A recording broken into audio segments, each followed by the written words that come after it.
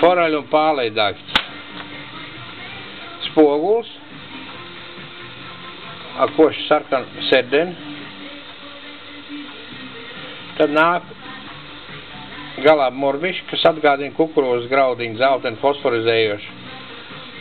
Praktiski šitien tā tiek nolikt uz akmeņiem. Klanks, pagrabiniet, pieceļiet, kaut gan ankeru zundā, forels un pālīs ņem pusūdeni. To rēķinieties. Un tā ir tā saucamā zviedra sistēma.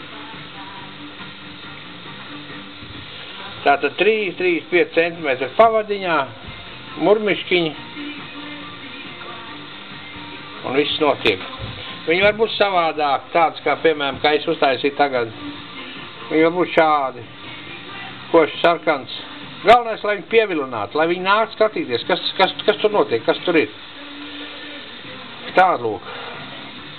Nu, šos es taisu tikai uz pasūtījumu zviedru braucējiem. Brīvā pārdošanā viņi nav. Labi, pagaidā viss.